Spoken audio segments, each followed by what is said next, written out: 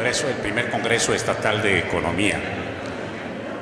Yo quiero agradecer también la presencia del licenciado Jorge Raful, quien es el presidente de la Liga de Economistas Revolucionarios, pues antes era del DF, ahora hay que mencionar de la Ciudad de México, CDMX. Gracias a Jorge Raful. También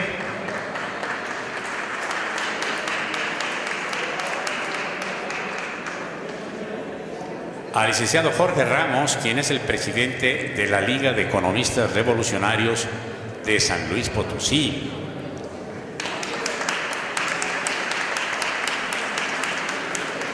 Agradecemos también la presencia del presidente de la Liga de Economistas Revolucionarios de Tamaulipas, Jorge Lera Mejía.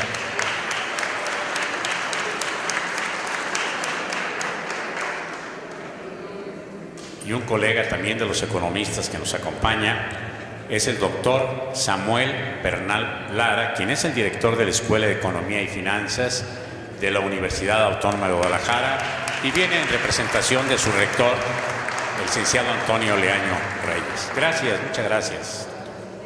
Bien.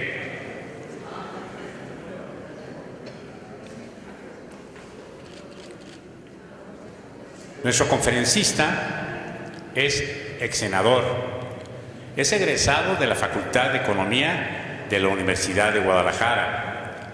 Ha sido diputado por el estado de Nayarit, también ha sido diputado federal, senador y actualmente presidente de la Liga de Economistas Revolucionarios de la República Mexicana. Él es el licenciado Raúl Mejía González.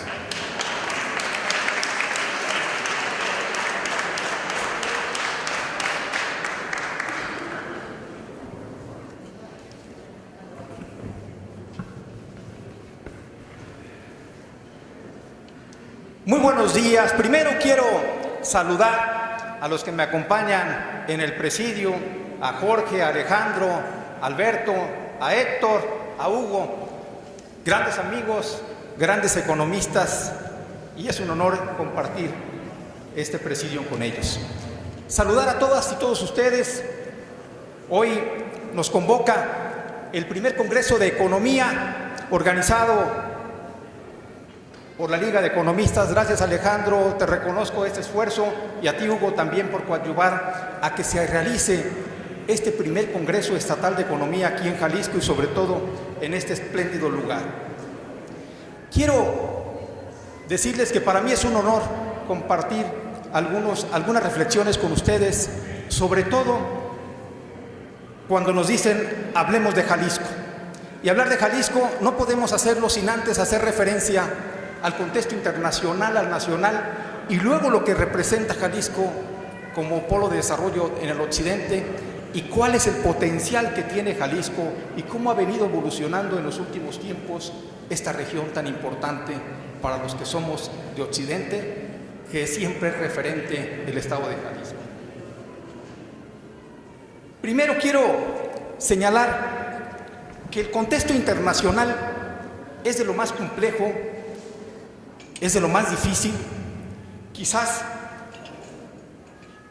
lo que hemos visto en los últimos años es que cómo los esfuerzos de diferenciar la política de la economía se sucedió en algunos tiempos. Por ejemplo, cuando las grandes crisis devaluatorias, inflacionarias, dijimos lo más importante es separar la economía de la política.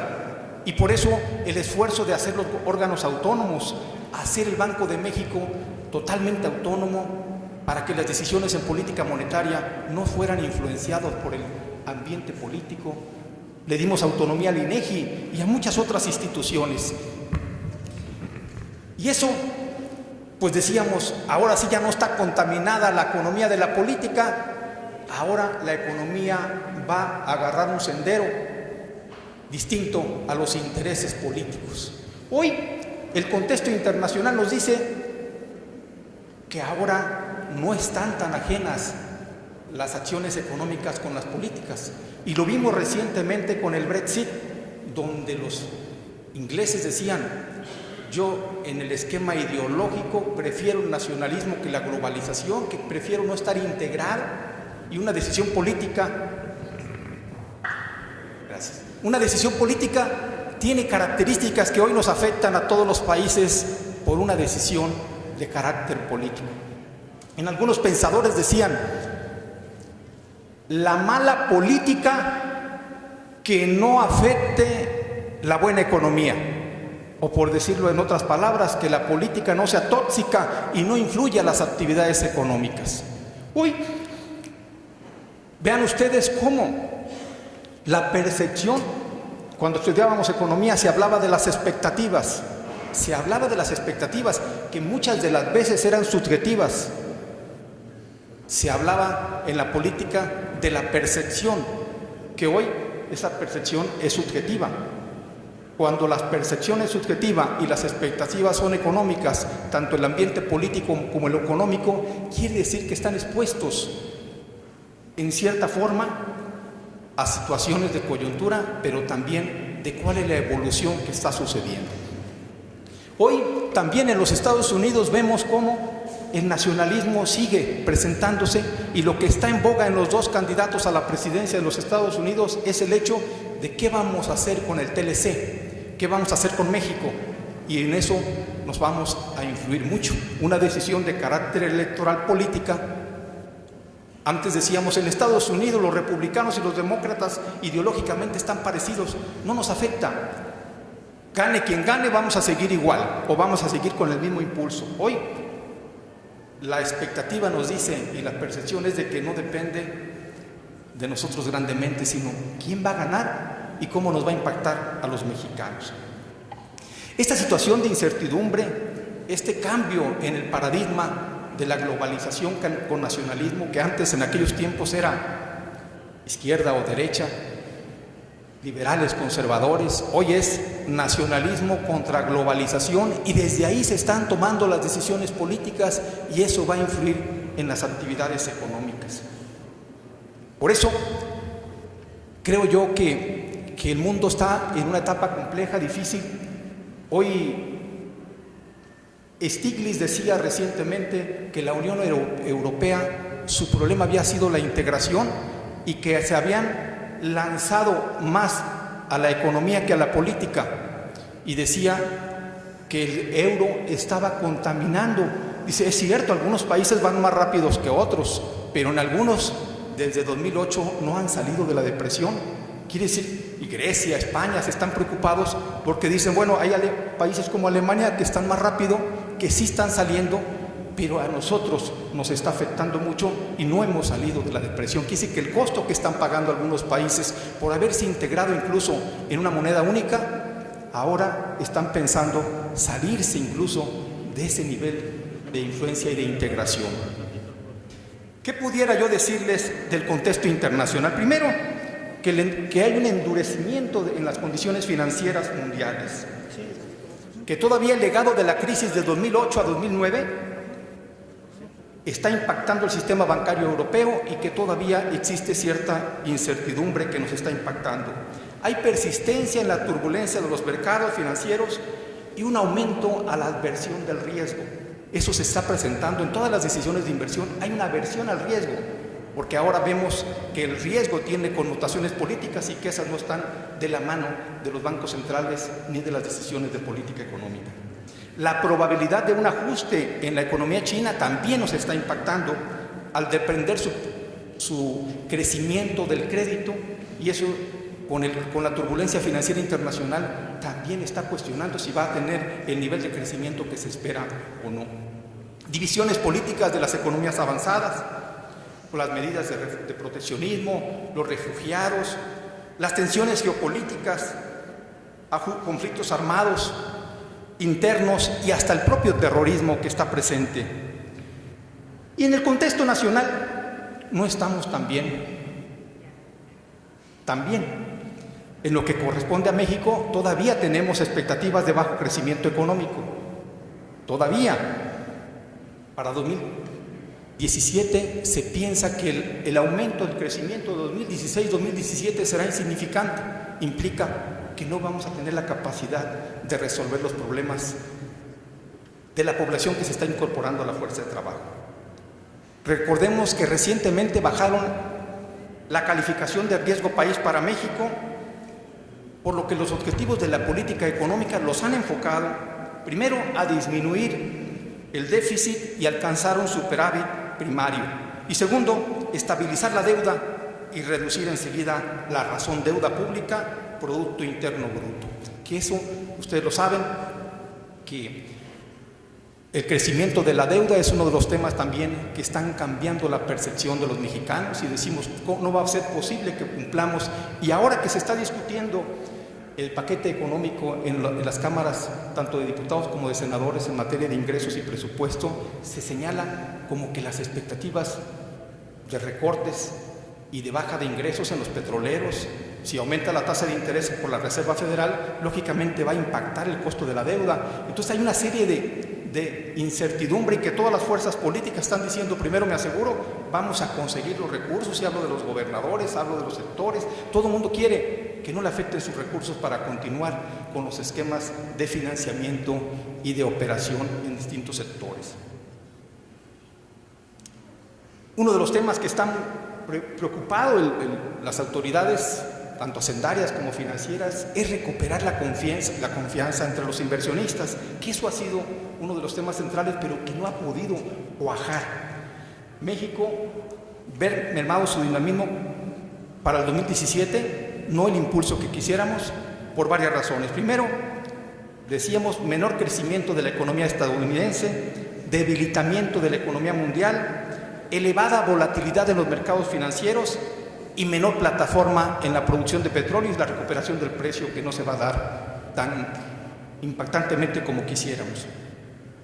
El Banco de México recientemente, y ustedes lo han escuchado, señaló en una minuta reciente que publicó en agosto, y dice, grave, lo señala, es el deterioro en la confianza de los agentes económicos, la trayectoria esperada de las tasas de interés en los Estados Unidos, el creciente proteccionismo internacional, la tendencia más pronunciada a la baja de la inversión no residencial, persistencia del estancamiento del sector industrial y su interacción con otros sectores, y obstáculos para la implementación adecuada de las reformas estructurales. Cuando se aprobaron las reformas, se pensaba que, por una gran parte, y era la percepción social, que automáticamente, o por decreto, o por aprobación constitucional o legal, se iban a dar todos los beneficios que se habían anunciado en las reformas. Hoy vemos que lo más difícil para un gobierno es concretar, es la capacidad ejecutiva. No es el hecho de decir, vamos como buenos objetivos, si lo difícil es la instrumentación. ¿Cómo llegamos a estos objetivos? A través de operar, y operar es lo importante. Y vemos que las buenas intenciones no son suficientes, que los buenos marcos constitucionales y legales no son suficientes. Es importante la capacidad, y para ello se requiere articular a todos los agentes económicos para que vayan en un sentido o en otro. Agreguemos el hecho de que en el 2013 el gobierno federal asumió el compromiso de no aumentar las tasas ni agregar nuevos impuestos, y que en 2017 se estará dando el tercer año de recortes presupuestales significativos al gasto público. Por el lado de las variables económicas, que son monetarias y reales, no se esperan cambios significativos, particularmente en lo que respecta a la inflación y en el tipo de cambio, aunque ya vemos cómo se ha venido deteriorando en los últimos meses, ha sido ya crucial, pero ya de aquí en adelante yo creo que ya sería no adecuado ni conveniente, a no ser que sucedan cosas extraordinarias, pero yo creo que el tipo de cambio se estará ajustando un poco a la baja. Se estima una leve mejoría en la mezcla de exportación, aunque con un leve descenso en la plataforma petrolera, y se tiene confianza en que aumenten las remesas y el crédito continúe su ruta expansiva. Bajo este escenario de las variables económicas, la confianza que se genere no es óptima para los objetivos de la política económica. Dadas las restricciones del entorno internacional, la política nacional se ha encaminado hacia un crecimiento sustentado en las fortalezas internas. Ustedes lo saben, tenemos un modelo exportador que es el motor económico que está jalando nuestra economía, y tenemos en paralelo el fortalecimiento del mercado interno como una intención de que sean las fuerzas internas a través del consumo, a través de la demanda, las que puedan generar otro motor que está jalando, no lo suficiente, pero en algunas regiones sí, y lo vamos a ver posteriormente. Estoy convencido de que las variables macroeconómicas corresponden a la Federación y a los organismos autónomos centrales. Pero más convencido estoy de que el desarrollo regional corresponde a los gobiernos estatales y a las autoridades locales. Y que ello explica en gran medida la disparidad que se da en el desarrollo de las entidades. Por ello es importante analizar el contexto regional y local, ya que ahí está la semilla del progreso y la innovación. Miren, si decíamos que en la parte de europea, por el euro, países se quedan abajo, no salen y otros van con dinamismo, nos sucede también en nuestro país. Jalisco va a la vanguardia y está creciendo. Hay regiones que están atoradas, que no tienen dinamismo, que no tienen forma de salir adelante porque no han diseñado sus motores y no han encontrado una estrategia para su desarrollo regional que los vincule inmediatamente tanto en el plano internacional como nacional. Por eso, la importancia de una estrategia local es fundamental. Siempre, así como decimos que no nos vaya a llegar por decreto los beneficios de las reformas, así también a autoridades locales no les va a llegar por decreto los beneficios del entorno internacional y nacional, sino que al contrario, tienen que hacer su propia estrategia para vincularse a la dinámica internacional y nacional. La posición geográfica de Jalisco, hablemos de Jalisco, lo ubica como un adecuado punto logístico para el mercado nacional e internacional. 2 salidas portuarias, 2 aeropuertos internacionales y 3 ejes ferroviarios, Estados Unidos, Manzanillo y el centro del país. Y aporta el 6.2% del Producto Interno Bruto Nacional. El Estado de Jalisco ha mostrado avances en la mayoría de los indicadores. Claro, existen retos y áreas de oportunidad a las que se enfrentarán en el corto y en el mediano plazo, en la ruta hacia consolidarse como una entidad más competitiva y diversificada para que siga apoyando el desarrollo nacional. Consolidar los sectores exportadores y de producción nacional y mejorar la competitividad de Jalisco habrá de ser una línea de estrategia a seguir en el futuro próximo. Claro, siempre pensando que la autoridad puede generar incentivos e instrumentos que ya demostraron en alguna etapa difícil, pero que se pueden armonizar mediante una política industrial y comercial por diferentes acciones. Primero, yo mencionaría que se deben fomentar y fortalecer las cadenas de valor para armonizar la participación de todos los agentes privados, productores, instituciones financieras, investigadores, todos los agentes que pudieran participar bajo objetivos comunes. Que se mejore esa coordinación, esa inserción y la generación de valor agregado se dé en las ramas que ya probaron en Jalisco que son exitosas. Como por ejemplo, pudiera incursionar también en la automotriz, la electrónica, la aeroespacial. Recordemos que la aeroespacial y la electrónica tienen un componente de contenido nacional del 14%, y si vemos el contenido nacional que tiene la industria automotriz, por eso el dinamismo que tienen estados como Guanajuato, como Puebla, como Aguascalientes, el contenido nacional de la industria automotriz ya llegó al 60%, y eso es importante porque Jalisco todavía se puede integrar a esta parte. La de textiles y moda, entre otras, en donde el Estado ha mostrado experiencias exitosas, pero que también exhibe áreas de oportunidad para ampliar el contenido nacional, combatir las prácticas ilegales, mejorar el clima de negocios para la apertura y operación de las empresas y la seguridad pública en su entorno, así como para atraer inversión nacional y extranjera directa en niveles crecientes. El tema de la seguridad es fundamental, porque es parte de la percepción. ¿Por qué se encuentra Michoacán en niveles bajos en términos de crecimiento?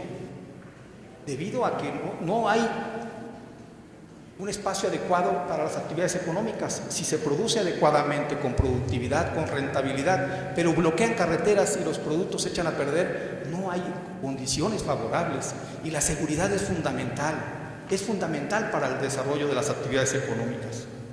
Hoy México se encuentra en el 7º lugar en la producción de la industria automotriz, y en el 2020 seguramente estaremos que ascienda al 5º lugar. Esto abre grandes ventanas de oportunidad a los negocios de proveeduría y servicios para el mercado nacional y en particular a la región. En situación similar, aunque en una escala menor, se encuentra la industria aeroespacial, donde es más apremiante integrar clústeres y baterías de apoyos integrales, dadas las evidentes ventajas competitivas que tiene Jalisco, por ejemplo, en los servicios de la industria de servicios de alta tecnología, porque como ustedes saben, mano de obra calificada está presente, infraestructura de educación tecnológica y superior, son muy competitivos aquí en el estado. Y luego también continuar con la promoción y protección de las empresas de la industria tradicional en Jalisco, mediante apoyo a emprendedores, la mejora regulatoria, el crédito a través de la banca de segundo piso y desde luego el éxito que han tenido en el Fondo Jalisco de Fomento Empresarial, y en particular, como lo dice el 24% en una encuesta, los MIPYMES, que eliminemos las prácticas de corrupción que existen en los procesos de apertura y de todo el proceso que se sigue. También es importante señalar que los fondos de apoyo a las pequeñas y medianas empresas es recomendable que se reorienten, además de las industrias tradicionales creadoras de abundante mano de obra, como lo señalaba, hacia aquellas empresas que participen en clústeres y encadenamientos productivos, privilegiando, por ejemplo, los apoyos a la apertura, el respaldo a las garantías, la innovación, que por cierto, en la innovación Jalisco pretende, y yo pienso que lo es, ser la capital de la innovación en el país. Y eso abre también unas ventanas de oportunidad impresionantes que lo pueden convertir muy rápido por esta línea en el polo de desarrollo más importante del país para los próximos años. El compromiso de la autoridad gubernamental debe enfocarse en dos vertientes. El primero es a mejorar la seguridad pública y el Estado de Derecho. El Estado de Derecho es fundamental. Ustedes lo saben, la impunidad es un incentivo perverso a la corrupción. Vamos viendo el origen, que es la impunidad, y ahí hay que atacar todos los esfuerzos del Estado de Derecho, de la seguridad, de las garantías, de la certeza, para que todas las inversiones minimicen su riesgo. Fíjense, yo escuchaba recientemente cómo el costo para las empresas implícito en la seguridad es alto. Tienen que gastar todavía en esquemas de corrupción, no se diga. No es un motivo de meternos mucho en ese tema, pero la percepción es que es muy alto. Cualquier agente económico dice: tengo que pagar mucho, tengo que gastar por lograr y tener éxito en los procesos productivos.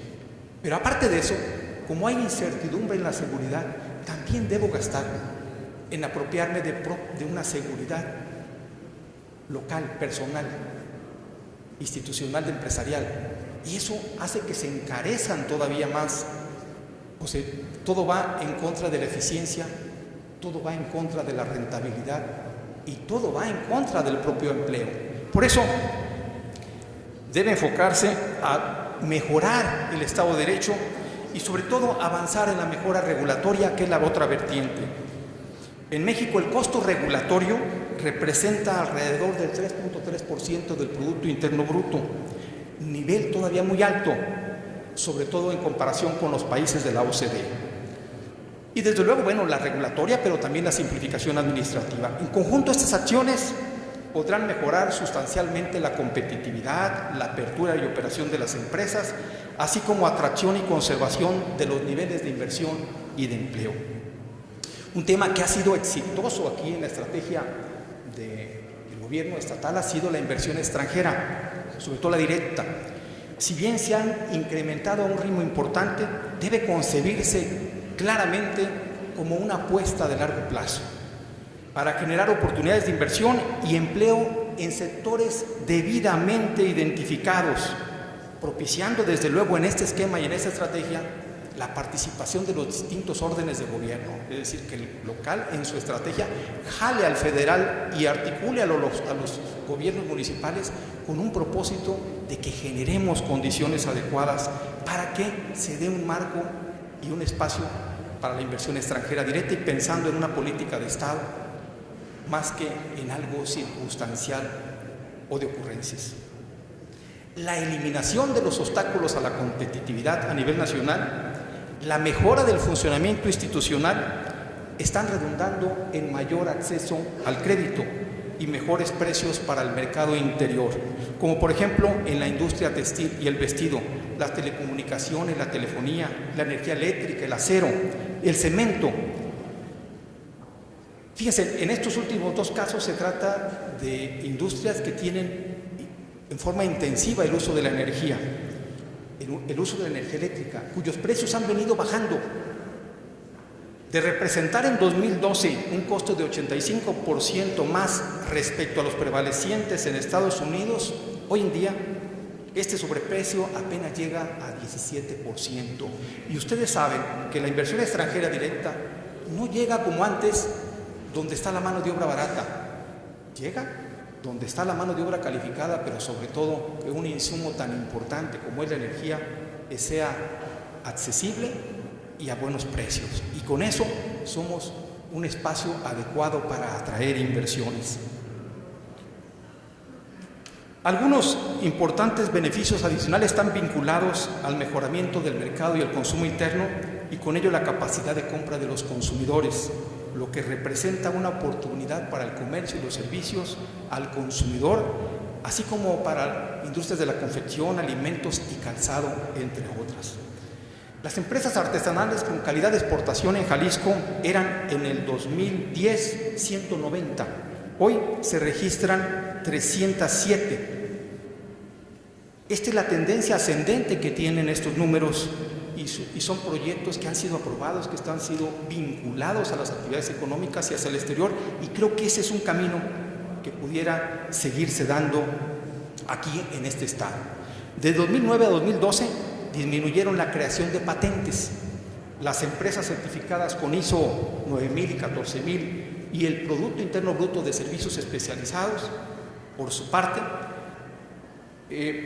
también cayó, y el Producto Interno Bruto de servicios profesionales, científicos y técnicos pasó de una variación, que este es un indicador importante, de 6.1% en el 2012 a 12% en el 2014. Estos datos muestran la gran área de oportunidad. Algo están haciendo bien en Jalisco, que están resultando bien los números, que las variables económicas se están acomodando. Y eso es digno de estarlo diciendo, y sobre todo en un ambiente económico como el que estamos viendo, de economistas profesionales, donde vemos que la percepción yo recuerdo cuando estábamos hace algunos años estudiando, la percepción era más positiva que ahora, y en aquellos tiempos las tasas de interés, la inflación, la devaluación era impresionante. Éramos ejemplo internacional, pero del desequilibrios, éramos ejemplo de desorden financiero, económico, monetario, y la percepción era más positiva. Hoy que nuestros números en Jalisco son evidentes que están bien, que va jalando muy bien, que es un motor en el occidente de México, la percepción no es lo que quisiéramos, y es responsabilidad de los economistas utilizar los instrumentos políticos y los instrumentos económicos para hacer coincidir que la percepción aquí en Jalisco debe ser más positiva para que los agentes económicos vean un escenario de inversión, de empleo, de bienestar, y que nos puedan generar círculos virtuosos de generación de bienestar. Un tema, bueno, aquí también puedo mencionar que estos datos que se refieren a lo que ha aumentado Jalisco en estos indicadores muestran la gran área de oportunidad y mejora e innovación en los sectores económicos.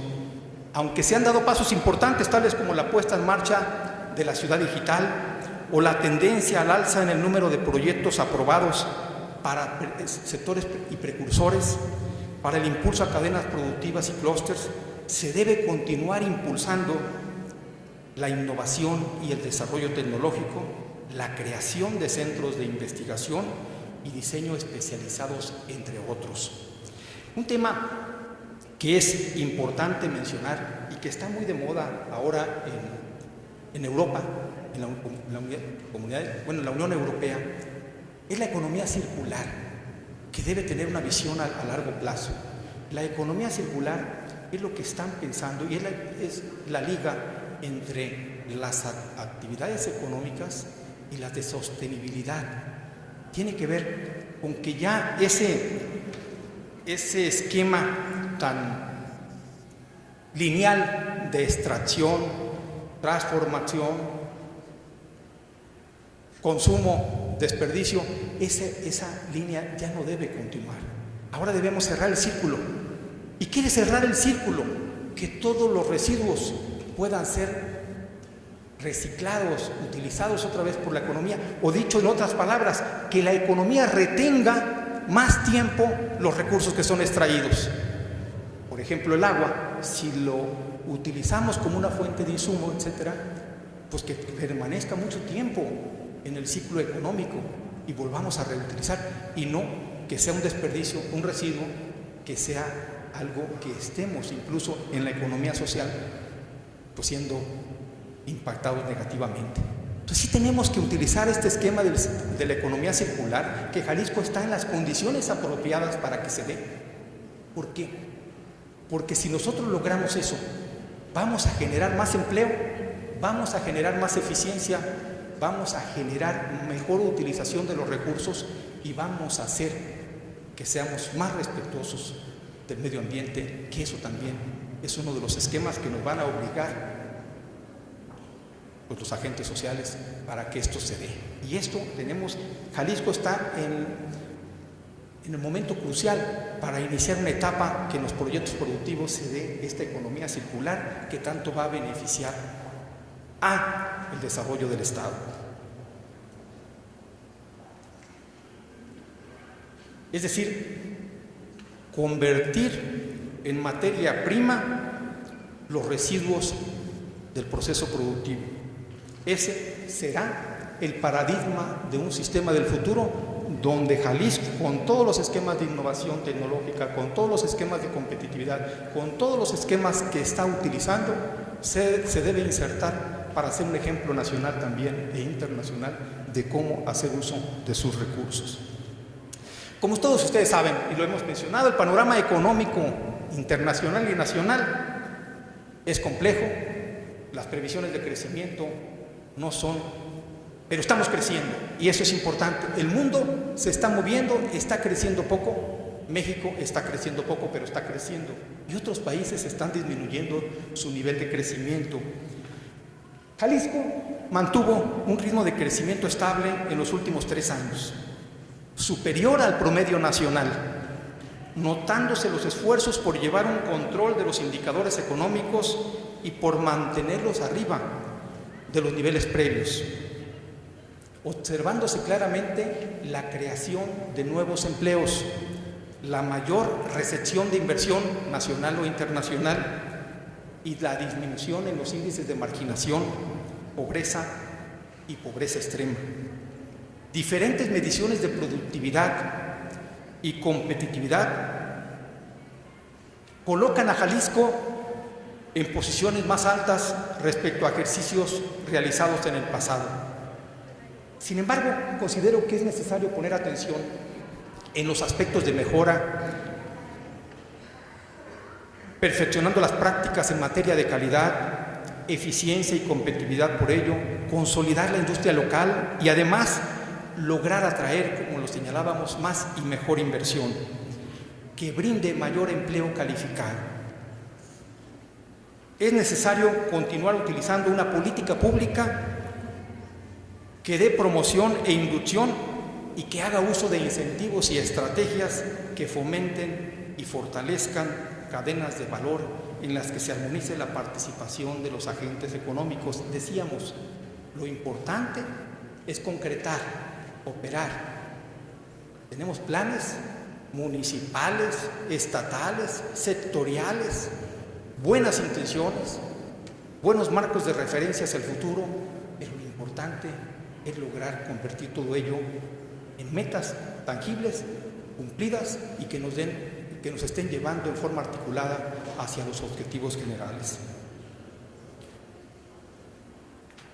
Se tienen ventajas competitivas y áreas de oportunidad que Jalisco debe aprovechar al máximo. Ya lo decíamos en la industria automotriz, aeroespacial, textil, moda y agroindustria. El éxito previo en los nichos seleccionados indica que la organización de clústeres es una estrategia de desarrollo generalmente bien apropiada y bien aceptada. En materia de promoción y protección de las empresas, la entidad enfrenta el reto de continuar dotando a los emprendedores de mayores y mejores créditos. Y es prioritario continuar los avances en mejora regulatoria y simplificación administrativa que eliminen las prácticas de corrupción, como lo habíamos señalado. Jalisco es el cuarto mercado más grande del país. Su nivel educativo es superior a la media nacional. De acuerdo con el INEGI, aportan servicios el 32% al Producto Interno Bruto, al comercio el 21% y a la industria manufacturera el 19%. Para elevar el PIB per cápita, ya veíamos que el PIB global pues es superior a la media nacional, pero en el PIB per cápita estamos abajo en Jalisco. Debemos impulsar el PIB per cápita, porque incluso todo ello nos puede llevar a una mayor desigualdad, a una mayor inequidad. ¿Y qué significa la desigualdad? Lo han dicho muchos teóricos económicos. Si vamos avanzando en la desigualdad en una región, estamos obstaculizando el desarrollo regional. Y eso significa que debemos de pensar en que lo más importante en el Producto Interno Bruto generado en una región tiene que ser el per cápita, para que nos dé más luces y más garantías de que las cosas van por buen camino y que estamos elevando el bienestar como es propósito de todos ustedes. Dentro de la industria manufacturera destacan la industria alimentaria, la industria de la maquinaria, transporte y electrónica, la industria de bebidas y así como la industria de la química y el plástico. Aquí la cuestión es hacer converger el aparato productivo con el sistema educativo. Hay regiones donde ni siquiera tienen ninguna conexión. Aquí en Jalisco se ha dado, pero necesita profundizarse más.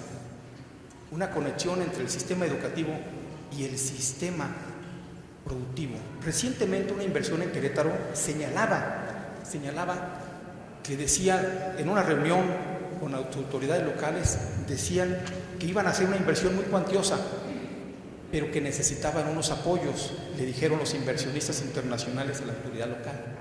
Y decían, ¿qué es lo que nos irán a pedir?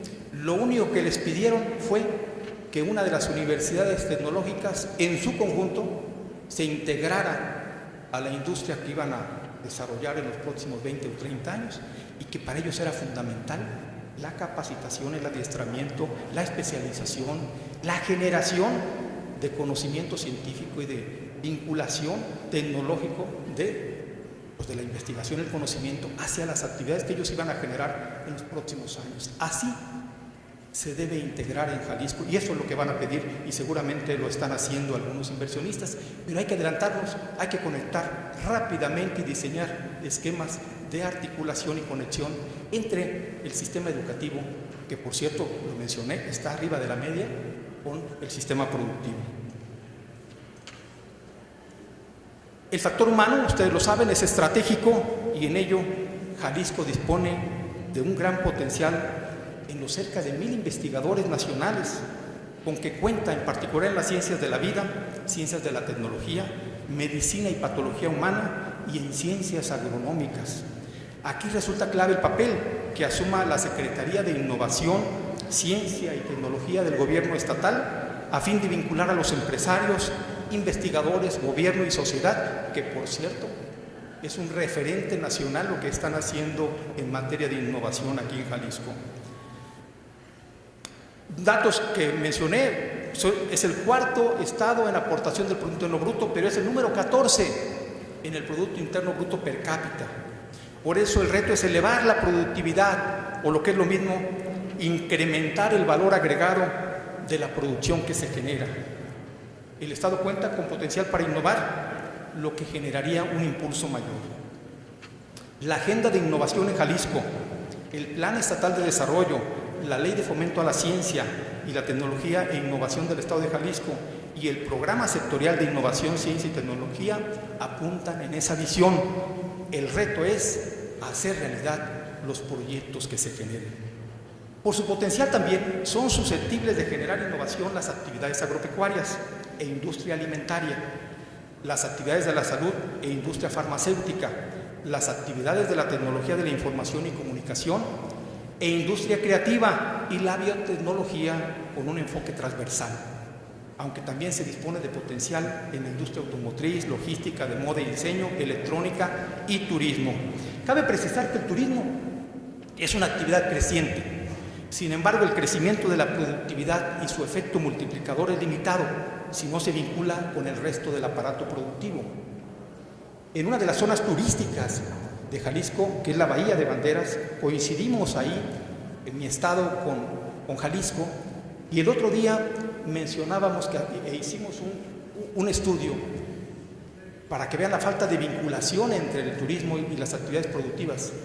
Pudiéramos producir 225 productos que consumen en la zona turística en los 400,000 habitantes que existen entre Vallarta y Bahía de Banderas, más los miles de turistas que llegan y que consumen, y a su vez están importando alimentos, lo que consumen alimentos y les pagan en dólares.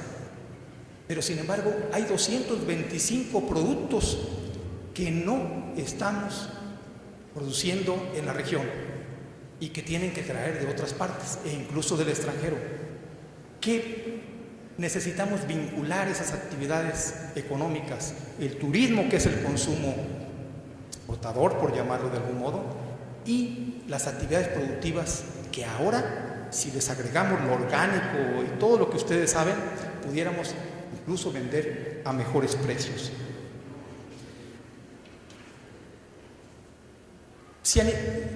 Quisiera mencionar finalmente que si a nivel global las expectativas o confianzas son indispensables, como lo son a nivel nacional, en el campo de la política, la percepción ciudadana, decía Reyes Heroles, y lo recuerdo, decía que la percepción es realidad en política. Y si la percepción es realidad, tenemos que cambiar la percepción para impactar nuestra realidad en los próximos años.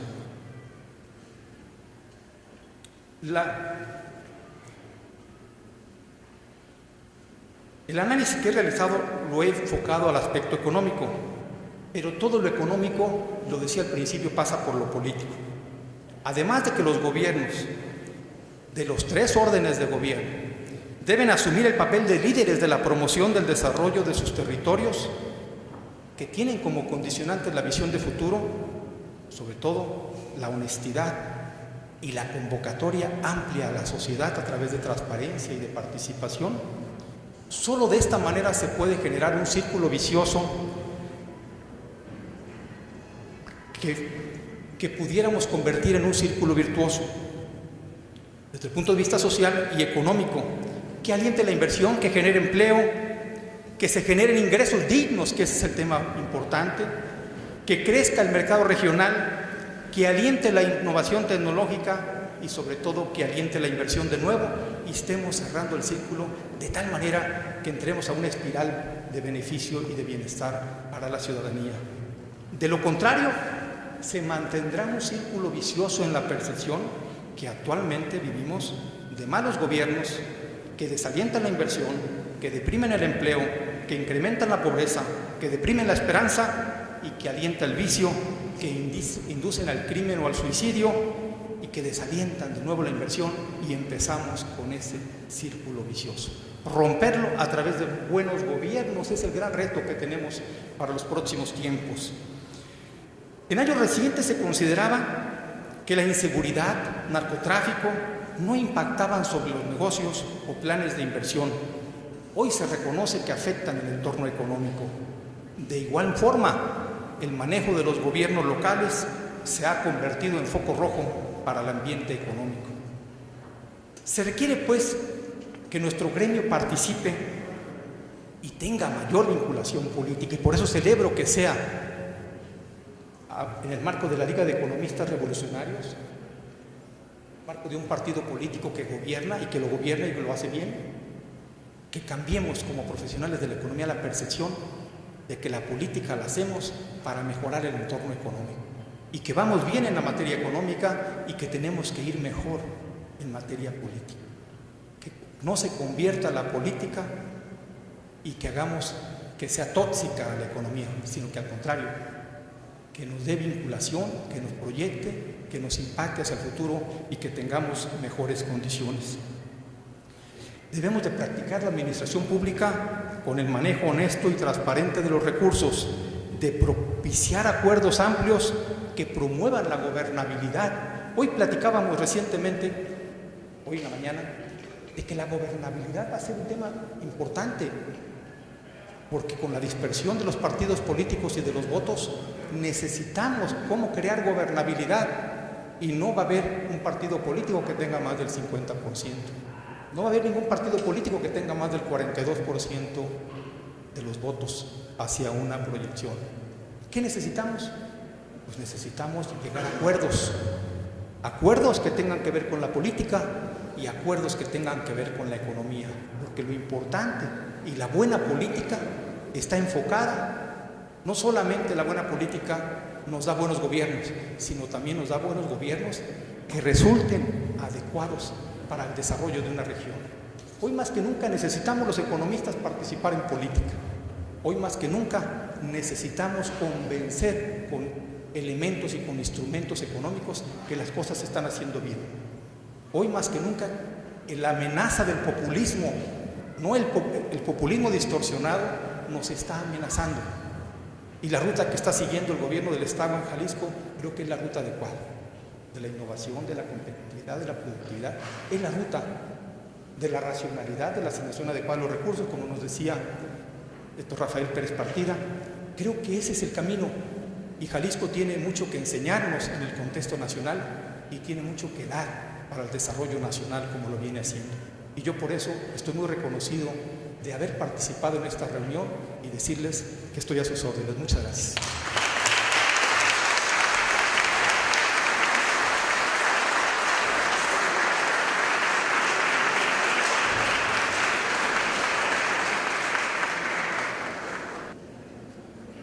Pues agradecemos mucho esta conferencia magistral del licenciado Raúl Mejía González. Gracias, licenciado. Felicidades. Enhorabuena.